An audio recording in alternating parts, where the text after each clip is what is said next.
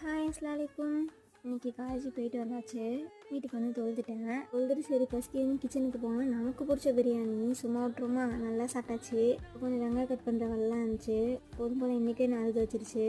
அப்புறம் நல்ல ஒரு தூக்கத்தை போட்டு இருந்துச்சு, காஃபி குடிச்சிட்டேன். ஸ்நாக்ஸ் வச்சு இருக்குமான்னு தெரியல, அந்த ஒரு பிஸ்கட் தான் கண்டுக்க மாட்டுச்சு. சரி அதை சாப்பிட்டு உட்காந்து எங்கள் அக்கா பையன் வந்து இது ரெண்டுத்தையும் வந்து கொடுத்தான். நான் கேட்டேன், நாளைக்கு லாஸ்ட் டேவா, ஃப்ரெண்ட்ஸுக்கு கிஃப்ட் பண்ணுமா, எனக்கு பேக் பண்ணித்தான்னு சொல்லிட்டு கேட்டான். நாங்களாம் ஸ்கூல் படிக்கிறப்போ ஒரு துணி சீட்டில் தான் பொம்மைலாம் வரைஞ்சி எழுதி கொடுப்போம். இவங்க என்னன்னா இந்த காலத்தில் இப்படியே இருக்காங்க. நாங்கள் அப்போலாம் செஞ்சது இப்போ நினச்சி பார்த்தா எனக்கே காமெடியாக இருக்குது. இதில் இவனுக்கு ரிட்டன் கிஃப்ட் என்ன வருதுன்னு சொல்லிட்டு லாஸ்ட்டில் பாருங்கள். எங்கள் அம்மா கிட்டே ரீசெண்டாக ஃபேர்வெலுக்கு காசு கேட்டு அதுக்கே கழுவி ஊற்றுனாங்க. இப்போ ரொம்ப முக்கியமாக சொல்லிட்டு பேக் பண்ணி கொடுக்குறதுக்கே மறந்துட்டேன். நைட்டு 2 மணிக்கு தான் பேக் பண்ணேன். அதனால் ஈவினிங் ஸ்கூலுக்கு போயிட்டு வந்து இந்த ஃபிஷ் எடுத்து வந்து காமிச்சான். எதுறான்னு கேட்டால் என் ஃப்ரெண்டு ரிட்டன் கிஃப்டாக இதை கொடுத்தான்னு சொல்லிட்டு சொன்னான். பாருங்கள் எப்படிலாம் இருக்காங்க சொல்லிட்டு. நம்மளுக்கு வாட்செல்லாம் நம்மளுக்கு மேலே இருக்கும், ஸ்கூல்லையும் சரி காலேஜ்லேயும் சரி. உங்கள் ஃப்ரெண்ட்ஸ் எப்படின்னு சொல்லிட்டு கமெண்ட்லாம் சொல்லுங்கள்.